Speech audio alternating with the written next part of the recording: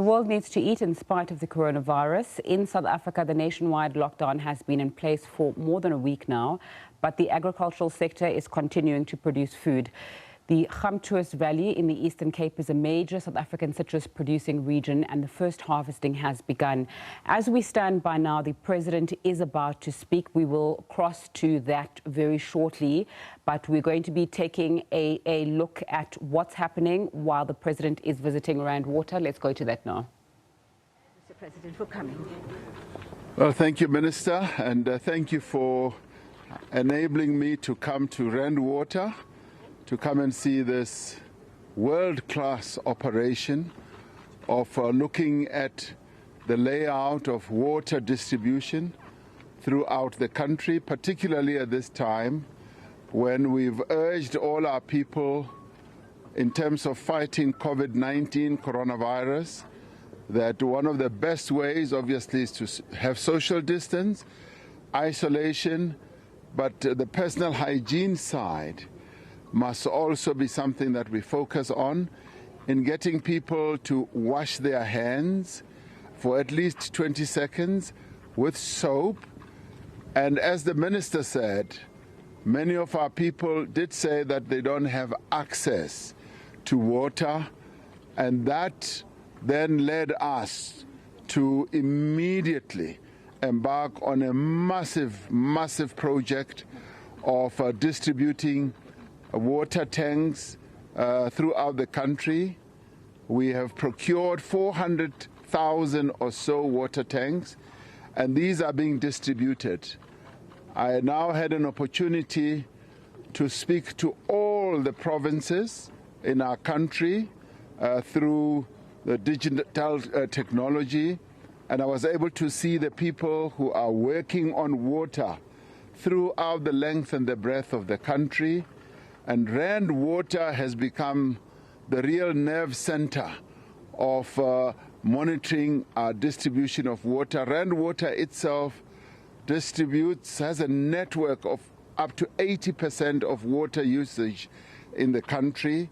And this morning I was able to see the whole country and even far-flung areas, even some of the remotest parts of our country, where we are now distributing water. There are obviously still some challenges, but we are going to overcome them.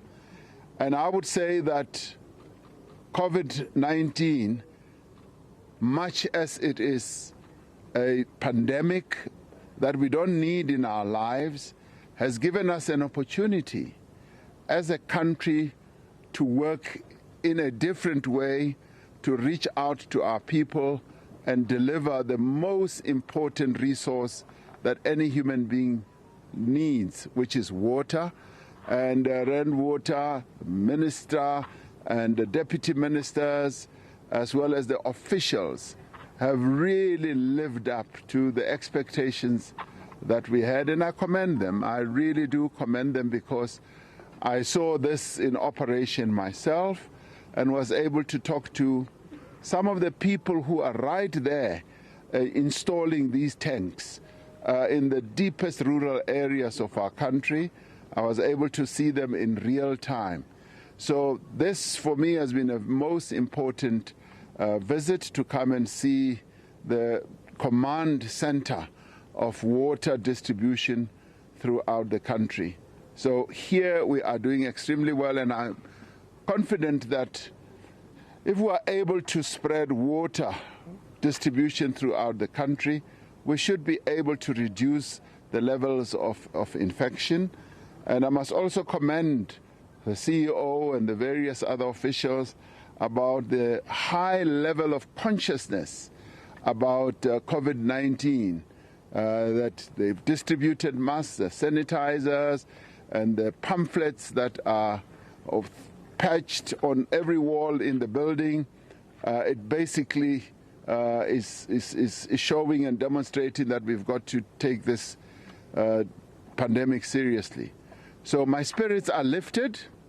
They've been lifted by the work that is being done here.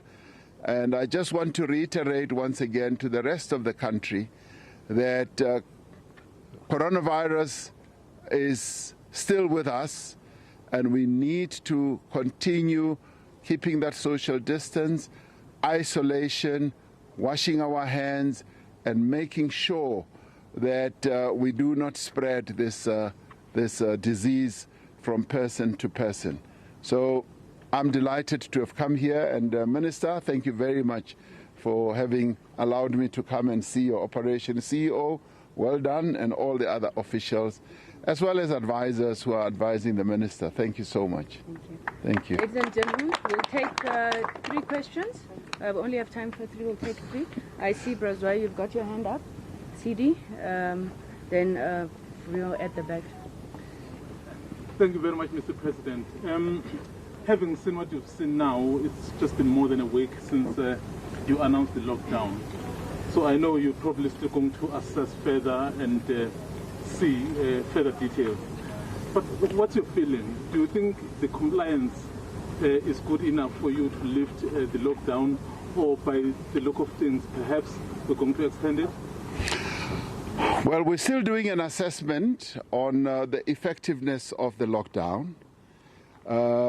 In terms of compliance, we're finding that many of our people throughout the country are abiding by the lockdown and its regulations. There are pockets here and there of people who are still getting on with their lives as though there is no coronavirus. And we want to also say to those people, much as we are right in the middle of the lockdown period, that this is a serious, serious disease. It is affecting people throughout the world. And we as South Africans must also take it seriously. We must abide by the regulations that have been published by government. We will be able to make a proper, if you like, scientific assessment in a few days' time to see how well this lockdown is serving the people of our country. But what I can say, if we had not locked down South Africa as we have, I can tell you without any shadow of doubt that the infection rate in South Africa would have been a lot higher than what we have. So the lockdown, by all intents and purposes, has been one of those important measures that we have used to save lives, to contain the spread of the pandemic. So from that side alone, we were correct in locking down our country. And let me say, many other countries are following suit. They are now seeing the effectiveness of locking down. Of course, it impacts on the economy negatively, but it is important to save lives, because lives are important and the lives of our people matter. The economy is going to take a real knock, and we will come up with strategies of how we re-engineer our economy and get it to move forward. But lives matter, and the lives of each South African do matter, and that is why I continue to say, let us take these regulations seriously. Thank you, sir. Thank you. Sidi Madia from News 24. Mr. President, what do you say to members of your own cabinet who aren't necessarily practicing what you're preaching? You say to us, don't visit your friends, stay locked down. This weekend we've seen pictures of Minister Lindiwe visiting a friend. What is your message to your own members, and also, will you be taking action against the minister? I have seen the picture of Minister Ndabeni Abrahams sitting at a luncheon with a number of friends and other people. I have asked her to come and see me, so she's going to come and see me, and I'm going to have a discussion with her about the impact of visuals like those on what we are trying to do. Because we are trying to instill a clear message to all our people that social distance is important. Let us stay at home. Let us not be going around with visitations. And if you have to, it must be work-related. Like now, I have come here for a job-related visit to come and inspect what we are doing. After this, I am going straight home. I am not going to my sister's home. I'm not going to any relative's home. I'm going straight home, because this is what the lockdown provisions should be all about. So yes, I will be having a discussion with the minister, and let's leave it there for now. Mr. President, what would you say is the government's single biggest challenge at the moment outside of people really, or some people not really? Well, our most important challenge is to get everybody to abide by the regulations that we have put out. That is my biggest challenge, to get all of us as South Africans to abide. But as part of that, my biggest challenge is to stop the spread of the virus. Stopping the spread of the virus and leveling, getting the spread of the virus to level and to flatten, not to spike, is one of my biggest challenges, and also to stop the deaths of those who could succumb to coronavirus.